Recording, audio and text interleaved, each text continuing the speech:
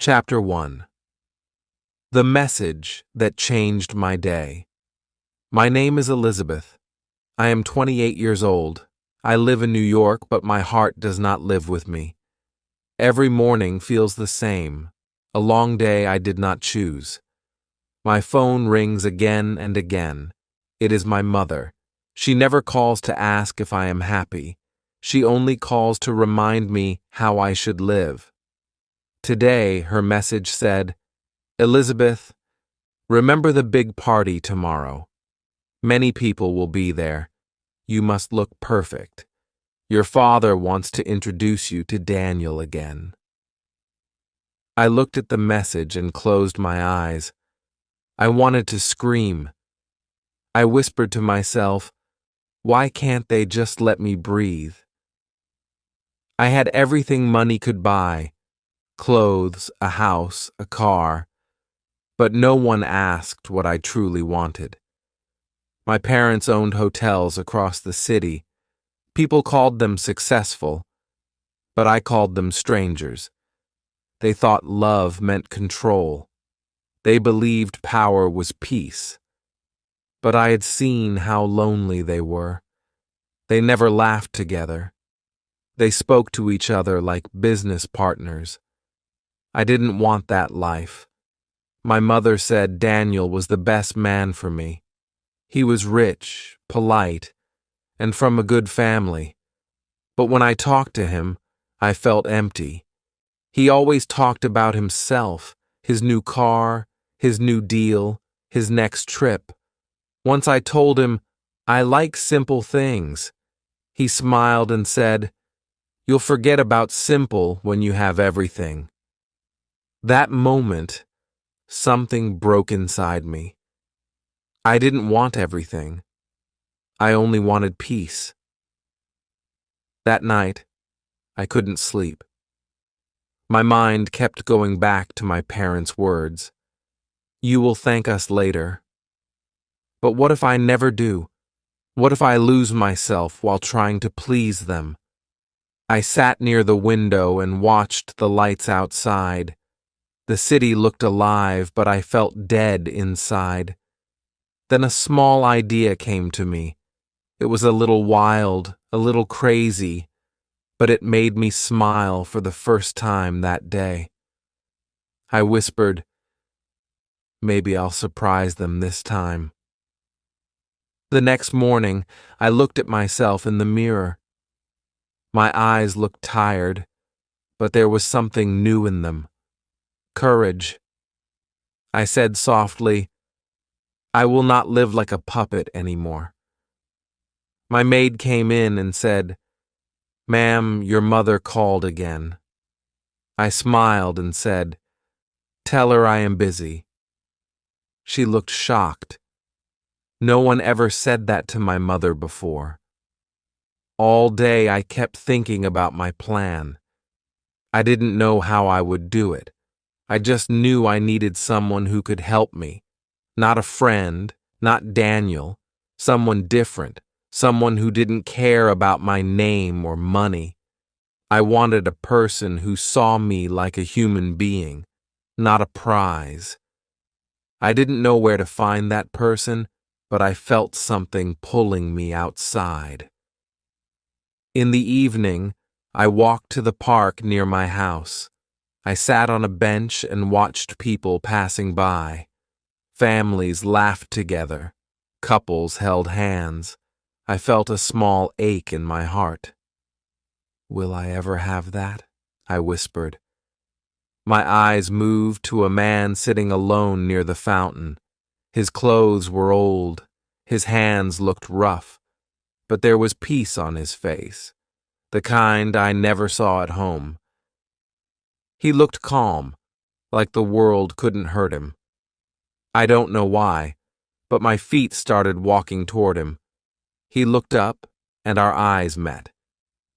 My heart beat fast. I didn't feel fear. I felt curiosity. For a second, it felt like time stopped.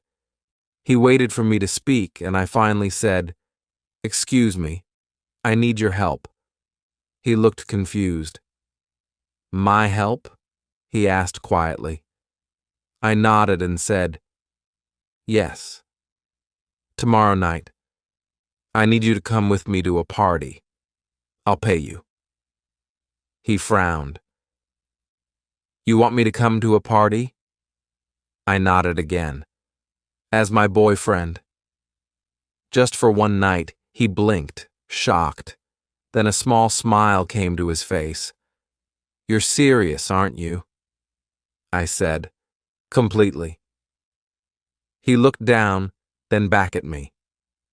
Why me? I said softly. Because you don't know my world. He looked into my eyes for a long moment. Then he said, all right. If you're sure I can do it. I couldn't believe it. Thank you, I whispered. He smiled a little and said, I hope you know what you're doing. I said, I don't. But for once, I want to choose my own mistake. He laughed gently. Then I'll see you tomorrow. I nodded. Be at my house by 6. I'll send someone to pick you up. He said, my name's Adam. I smiled. Elizabeth. As I walked back home, my heart felt strange. For years I had followed every rule. But tonight I broke one, and it felt good. I looked up at the sky and whispered, this time I'll live for myself. I didn't know that this small plan would change my whole life. Like, subscribe, and share. Read this story and many more on our website bookishenglish.com. Link in the description. Chapter 2. The Stranger in the Park. That night I could hardly sleep. Every time I closed my eyes, I saw his calm face near the fountain. I kept asking myself, did I really ask a stranger to pretend to be my boyfriend? It sounded crazy, yet I felt no fear. Something about him felt safe, like a quiet voice saying, trust once in your life. Morning came too soon. I turned off my phone before my mother could call. For the first time, silence felt beautiful. I made coffee and smiled to myself. Tomorrow will be a show, I whispered. I had no idea what would happen, but my heart felt alive again.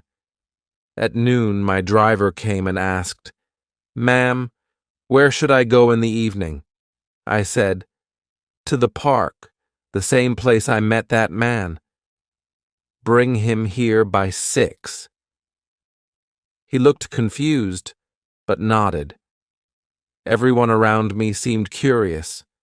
They had never seen me make my own plan before. Evening arrived slowly. I stood near the window waiting. I felt nervous. What if he doesn't come? What if he changes his mind? My heart beat fast when the car stopped outside. I walked to the door, and my maid whispered, someone unusual is here. When I opened the door, I almost laughed. Adam stood there, trying to look confident. His shirt didn't fit well, and his shoes looked borrowed. But his eyes were calm. He said softly, I hope I'm not too early. I said, no, you're right on time. My staff looked shocked. One of them whispered, who is he? I said firmly, he's my guest. Please help him. No one argued. They guided him inside. I watched as they gave him a haircut, clean clothes, and polished shoes. Step by step, he began to look different. When he came out of the room, I couldn't speak. He smiled and said, is this good enough for your plan? I smiled back. Perfect. He laughed quietly. You look more nervous than me. I said, "because I don't know what I'm doing." He looked into my eyes and said, "Sometimes not knowing is better than pretending." For a moment, I forgot the plan. His words touched something inside me. I looked away and said, "Let's just get through tomorrow." He nodded. "One night, that's what you asked for." We sat together and discussed the small details. I told him my parents' names, how they act, and what to expect. He listened carefully. I noticed how gentle his voice was. He never interrupted me. When I stopped talking, he said softly, "You must be tired of pretending to be someone else." I froze. "How do you know?" He smiled. "It's in your eyes." For the first time, I wanted to tell someone everything. I told him how I grew up surrounded by rules, how I was told who to love, what to wear, what to say. He listened without judgment. When I finished, he said, "Tomorrow, I'll stand beside you. You won't be alone anymore." Those words broke something open inside me. I felt a tear roll down my cheek. I quickly wiped it away and said, "Don't make me cry before the party." He said gently, "Crying isn't weakness.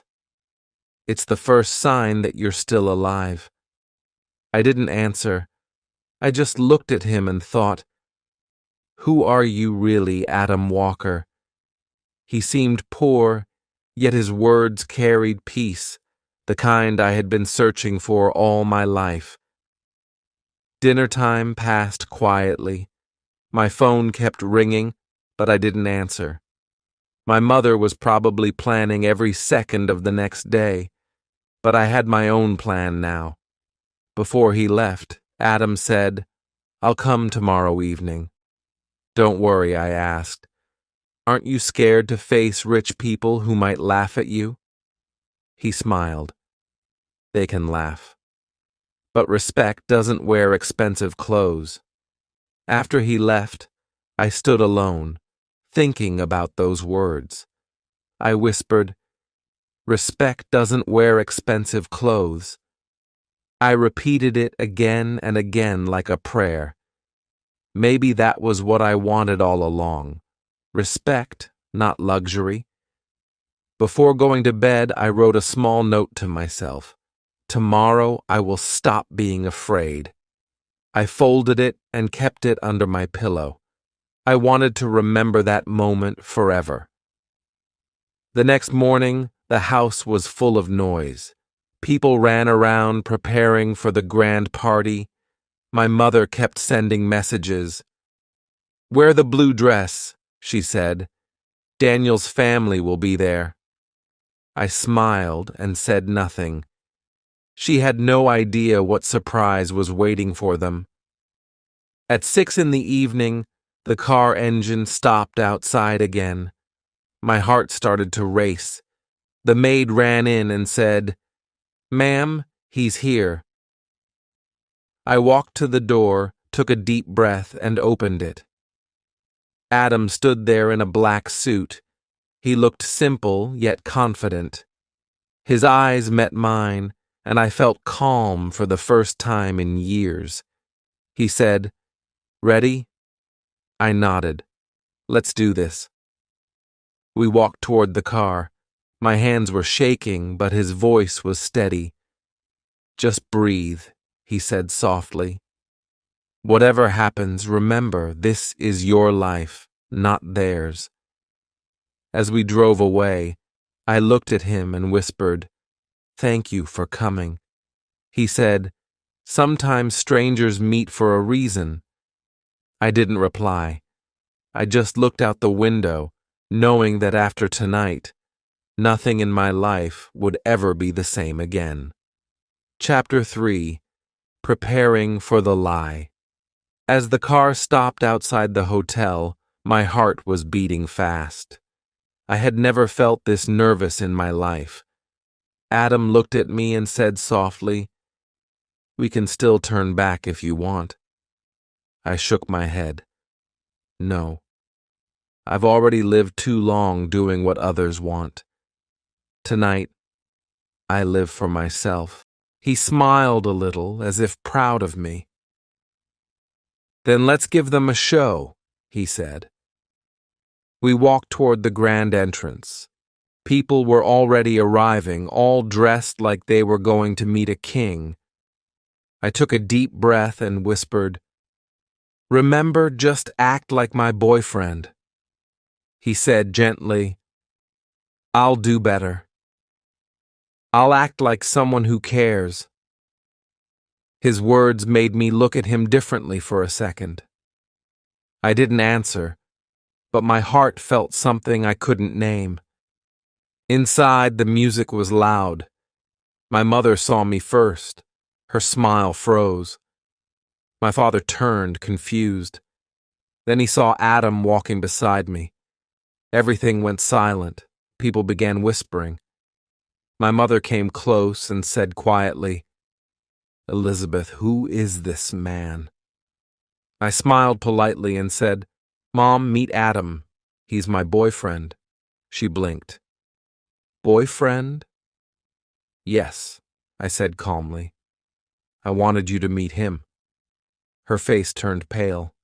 My father joined her. "Elizabeth," he said in a low, angry voice, "can we talk privately?" I shook my head. "Not tonight. You always talk privately when you want to control me. Let's just enjoy the party." Adam stood beside me, silent but firm. My father looked at him from head to toe. "And what do you do for a living?" he asked. Adam smiled politely. "I work with people, sir." Real people.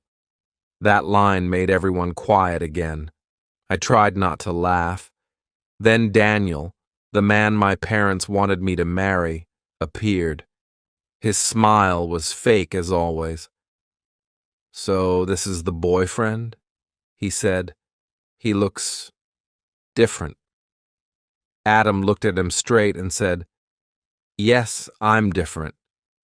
I don't buy people, I respect them."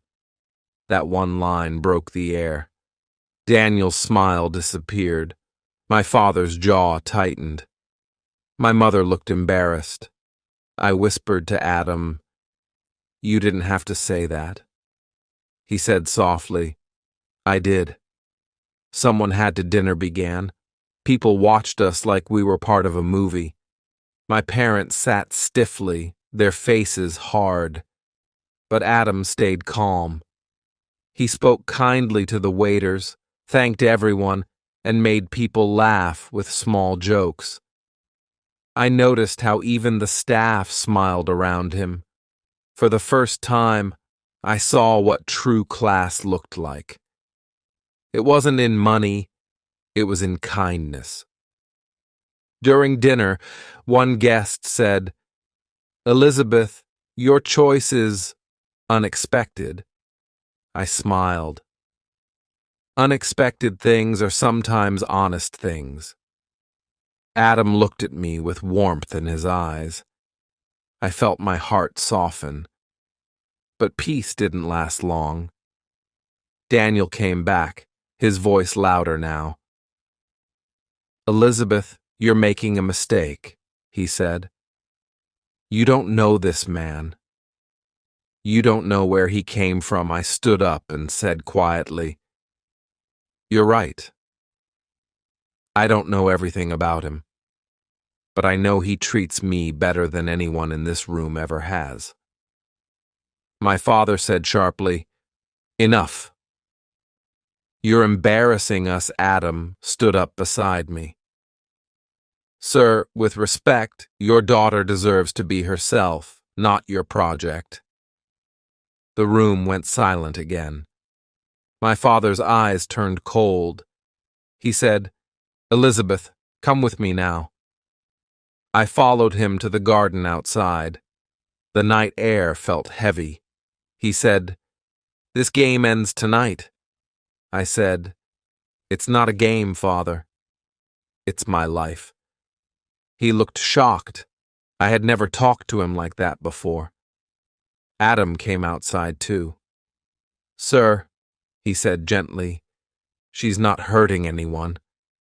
She just wants to be heard." My father's voice rose. "You don't belong here," Adam said quietly. "Maybe not. But I'm still here because she asked me to be." My father walked away without saying another word. I turned to Adam and said softly, "You didn't have to defend me like that." He said, "When I see someone fighting alone, I can't stay quiet." I looked into his eyes and said, "Thank you. You were perfect tonight." He smiled. "It's funny. You said I had to pretend, but I didn't have to." It felt real. I froze. My heart skipped a beat. For a second, I forgot we were pretending. He looked down and said, "I'm sorry." I shouldn't have said that. I said quietly, "Don't be sorry." Maybe pretending helped me see the truth. We both stood there, quiet, as if time had stopped. Somewhere inside me, I knew. This night was only the beginning. Join our membership for exclusive English stories. Chapter 4. The Shock at the Party. After my father walked away, the music started again inside the hall, but something inside me had already changed. I looked at Adam and said quietly, "You were brave tonight." He smiled and said, "No, you were." "I only followed your courage." His words touched me deeply. For a few seconds, I didn't feel like I was living a lie anymore. When we walked back into the party, everyone was watching. People whispered behind their glasses. My mother stood near the table, trying to smile, but I could see the anger in her eyes. She said softly, "Elizabeth, what have you done?" I replied, "I've finally done something for myself." Daniel came closer, his voice full of fake calm. "Elizabeth, this joke has gone too far," he said. Adam stood beside me and answered, "It's not a joke when someone's trying to live free." Daniel looked at him with cold eyes. "You think you can stand beside her and make her forget who she is?" Adam smiled slightly and said, "She doesn't need to forget. She just needs to be herself." The room fell silent again. Everyone stopped talking, pretending not to listen, but listening to every word. My father sat down slowly. He looked tired, almost broken, but still proud. My mother kept holding her glass tightly, as if it was the only thing she could control. The dinner started. I sat next to Adam. My father didn't speak a word. My mother only gave short smiles that hid her worry. Daniel sat across the table, staring at us. He was angry, jealous, and hurt, but he hid it behind his fake charm. Adam leaned close and whispered, "Are you okay?" I nodded and said softly, "I'm fine. I just don't know what happens next." He smiled gently. "Whatever happens, you're not alone anymore." I looked at him for a moment and said, "You make me feel safe." He whispered back, "That's all I ever wanted to do tonight." One of the guests, a rich woman sitting near my father, said, "Your boyfriend is very different from the people we usually see here." Adam smiled kindly. "Different isn't always bad," he said. The woman smiled back and nodded. "You're right. Sometimes different is what we need. For a short while, everyone laughed and talked again. But Daniel couldn't stay quiet for long. He stood up and said loudly, "Let's stop pretending. This man doesn't belong here. He's not one of us." Adam turned his head slowly and said, "Maybe you're right. But at least I don't lie to myself about who I am." Daniel's face turned red. "You don't know what you're talking about." Adam said calmly, "I know enough. I see how much fear looks like pride." The guests looked uncomfortable. My father said quietly, "Enough, both of you." But Daniel didn't stop. He said loudly, "Elizabeth, tell me the truth. You really think this man can make you happy?" I stood up. My voice was shaking, but my heart was steady. "Yes, I do," I said, "because for the first time, I feel seen. He doesn't treat me like a deal. He treats me like a person." There was silence again. No one dared to speak. My mother looked away. My father sighed heavily. I knew this night had broken something, but maybe it also fixed something inside me. After dinner, I walked out to the small garden behind the hall to breathe. I heard footsteps behind me. It was Adam. He said softly, "You were strong tonight." I turned and said, "I wasn't strong. I was just tired of being quiet." He smiled. "Sometimes being tired is how strength begins." I looked at him for a long moment and said, "Why are you so calm about all this?" "People insulted you. They judged you." He said, "Because their words can't take away what's real. I know who I am. That's my peace." Something about his voice made me feel small and safe at the same time. I whispered, "I wish I had your peace." He said softly, "You will when you stop asking for permission to be yourself." I looked down, and for a second, tears filled my eyes. He gently said, "Don't cry tonight." "You won your first battle," I said. "It doesn't feel like a win." He smiled. "Freedom never feels easy in the beginning." We stood there quietly. The sound of people talking inside felt far away now. I looked at him and asked, "Adam, why did you really agree to help me?" He looked serious for a moment and said, "Because you reminded me of someone I lost." I froze. "Who?" He looked away. "Someone I loved. Someone who also forgot what peace looked like." His voice broke a little. My heart felt heavy. I said softly, "I'm sorry." He smiled again, but this time it was sad. "Don't be. Helping you helped me remember what I once promised her, to never stop being kind." For a long moment, neither of us spoke. The night felt still, like everything around us was holding its breath. I finally said, "Tomorrow they will be even more angry." He said, "Then tomorrow we'll stand stronger." I nodded. "I hope I don't lose you after this." He looked into my eyes. "You won't lose me. Not even if the whole world stands against you." Something inside me melted. I whispered, "Thank you for being here."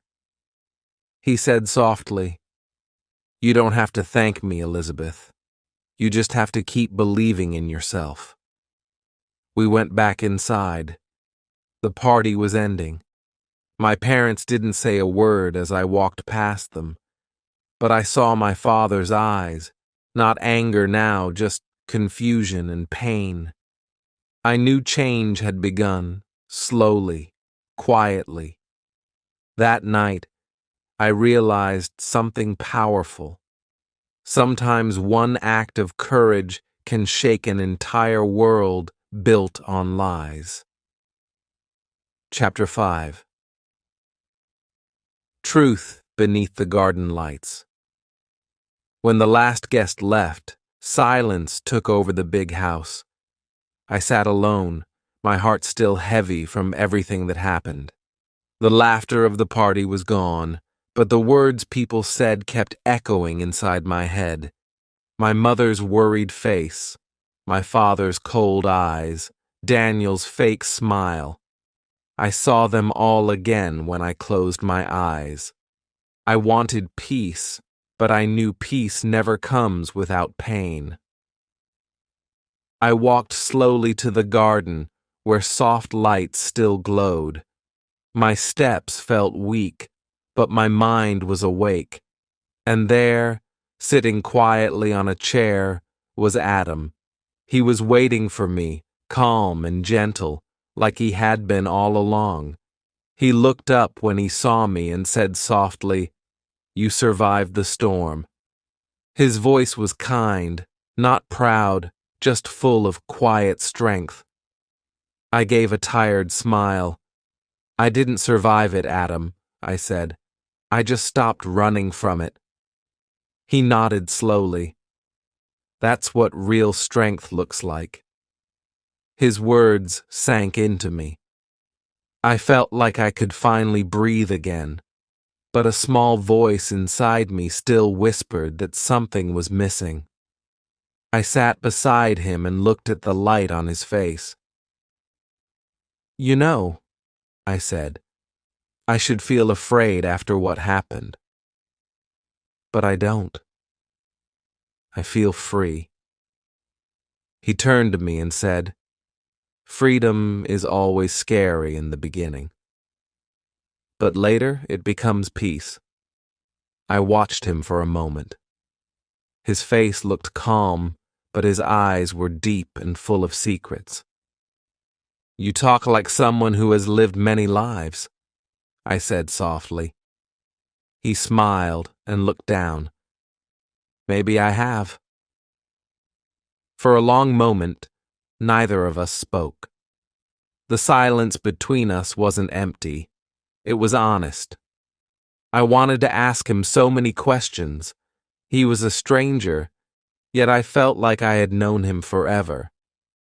I finally said, "Can I ask you something personal?" He nodded without hesitation. I took a breath and said, "Who are you really, Adam? I mean, where did you come from? You don't act like a man who has nothing." He didn't answer right away. His eyes grew thoughtful, and for a second, I saw pain on his face. Then he said quietly, "You won't believe me if I tell you." I looked straight at him. "Try me." He took a long breath and his voice changed. "My real name is not Adam Walker," he said slowly. I froze. "Then who are you?" He looked into my eyes and said, "My real name is Warren Blake." I stared at him in shock. "Warren Blake? That name sounds familiar." He nodded once. "It should. My family owns Blake Enterprises." My heart jumped. "You mean the huge company downtown?" He said yes. I couldn't believe it. "Then why would you pretend to be someone poor?" He smiled gently, and his eyes turned sad. "Because I was tired of being seen as a name, not a man. People only cared about what I owned, not who I was. So one day I walked away from everything. I wanted to see how it feels to have nothing and still be respected." His words went deep into me. "So you chose this life?" I asked softly. He nodded. For 1 year, I lived without my money, without my name.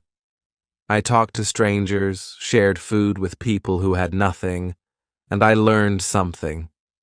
The poorest people were often the richest in heart. I couldn't speak. I looked at him, trying to understand. So, all this time you were testing people? He shook his head gently. No, I was testing myself.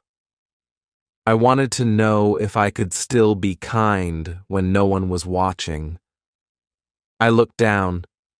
My voice broke a little when I said, "You helped me tonight when I was broken, and I didn't even know who you were." He smiled softly. That's the best part. You didn't ask about my name. You just talked to me like a person. That's why I said yes to your plan. Tears filled my eyes. So while I was trying to teach my parents a lesson, you were teaching me one. He said quietly, maybe both of us were searching for the same thing. Real people in a fake world. His words made me feel both weak and alive at the same time. I whispered, "Why didn't you tell me before?" He said, "Because I wanted you to see me first, before you saw the man with a famous last name." For a few seconds, neither of us moved. Then he reached forward and wiped the tear that fell from my cheek. "Don't cry, Elizabeth," he said softly. "You found the real me before anyone else did." I looked into his eyes and said, "And what happens now? Will you go back to your old world?" He smiled faintly. "Maybe someday. But first I want to finish learning what it means to be human again." I couldn't stop the tears anymore. I said, "You know, I spent my whole life surrounded by people who wanted power. But tonight, sitting here with you, I feel more alive than I ever did."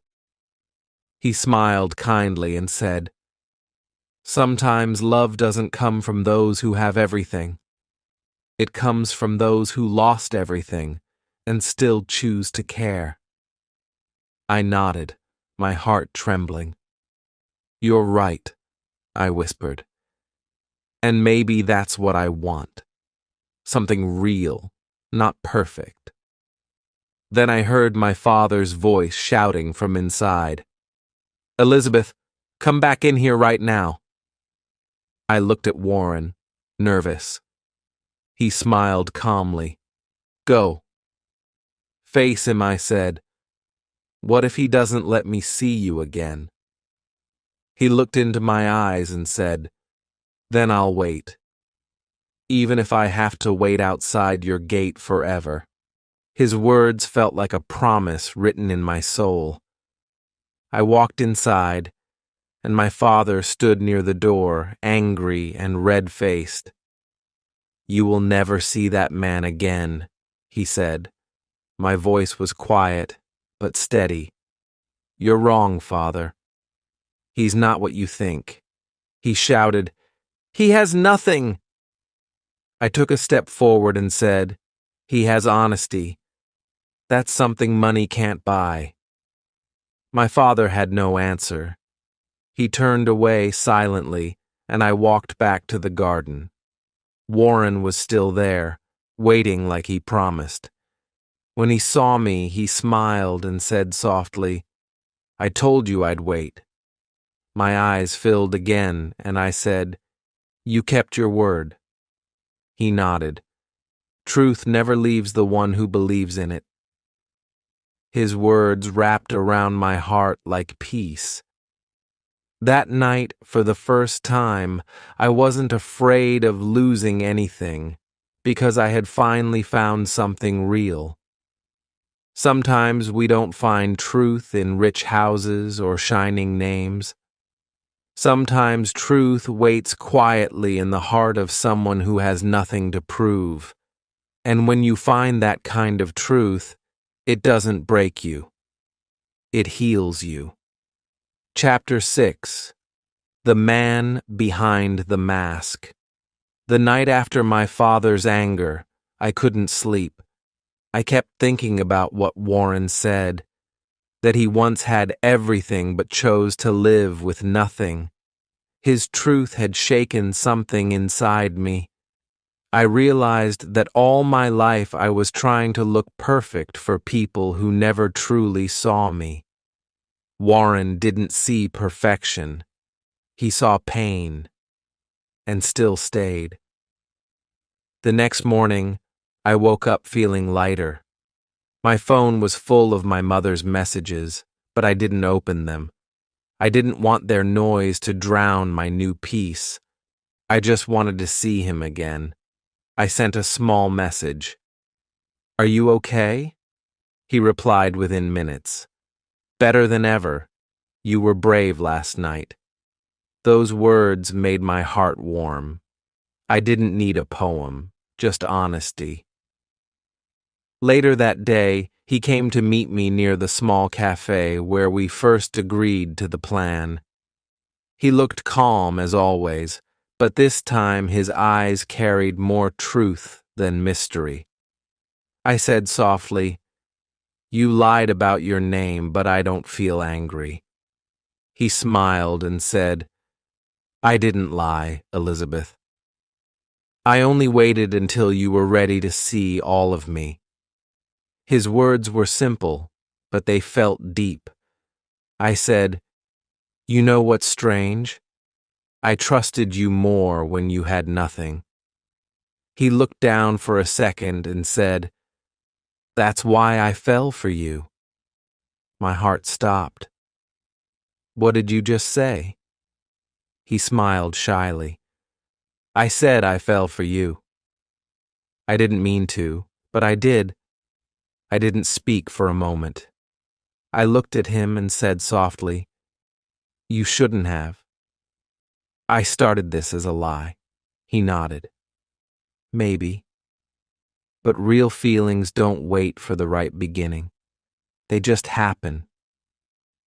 His voice was steady, but his eyes were full of emotion. I whispered, "Warren, I don't know if I'm ready for this." He said, "You don't need to be ready. You just need to be honest." We sat in silence, both understanding more than words could express. Then he said quietly, "You taught me something. Even people who have everything can be lonely." I replied, "And you taught me that sometimes people who look poor carry the richest hearts." He laughed softly. "I guess we fixed each other without planning it." Before leaving, he looked at me and said, "Whatever happens next, don't let fear choose your life again." I said, "I won't. But promise me one thing. Don't disappear like everyone else." He smiled. "You found the real me, Elizabeth. I'm not leaving." I watched him walk away, and I felt something I hadn't felt in years: hope. Not the kind that comes from promises, but the kind that grows quietly inside when you finally see someone who understands you. That evening, my father came to my room. His face looked softer than before. He said, "I was too hard on you." I looked at him in surprise. "You were honest, Father." "That's rare." He sighed. Maybe that man was right.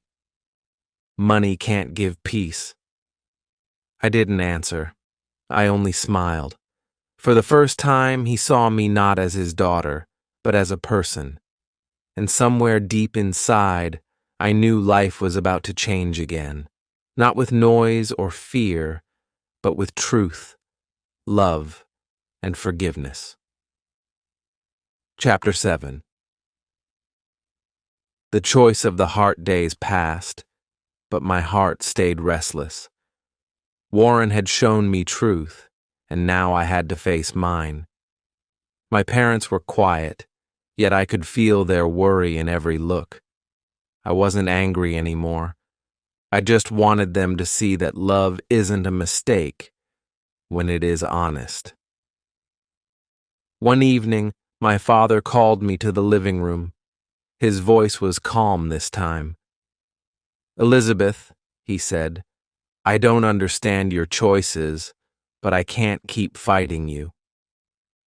His words softened something inside me. I said quietly, "I never wanted to fight you. I only wanted to live my life." He nodded, tired but gentle. "Maybe I forgot that you're not my little girl anymore." I smiled through tears. "You didn't lose me, Father. You only needed to let me grow." He looked down for a moment and then said, "Does that man truly make you happy?" I whispered, "He gives me peace." My father took a deep breath. "Then I won't stand in your way." Those few words felt like freedom. I wanted to cry, but instead I hugged him. He held me close and said softly, "Be careful with your heart." Later that night, I met Warren again. He smiled when he saw me and said, "You look lighter." I said, "Because my father finally let me breathe." Warren's eyes softened. "Then it's time we start living for real." I looked at him, still afraid of the world, but no longer afraid of myself. "I choose you," I said quietly. He smiled and held my hand. "And I choose the woman who taught me what truth feels like." In that moment, I understood love was not about perfection.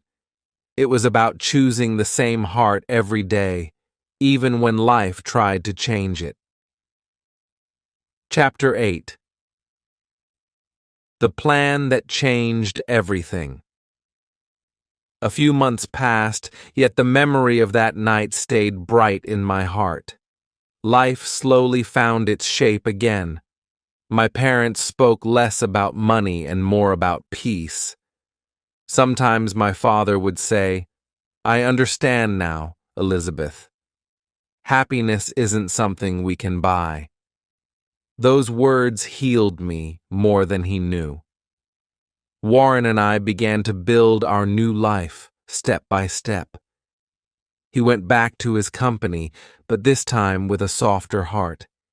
He said, "I want this business to help people, not just make profit." I started painting again, something I had stopped years ago. When he visited my small art studio, he said with a smile, "I finally see you doing what you love." I looked at him and said, "Because for the first time, I'm living for myself." One afternoon, my mother came to see me. She looked different, calmer.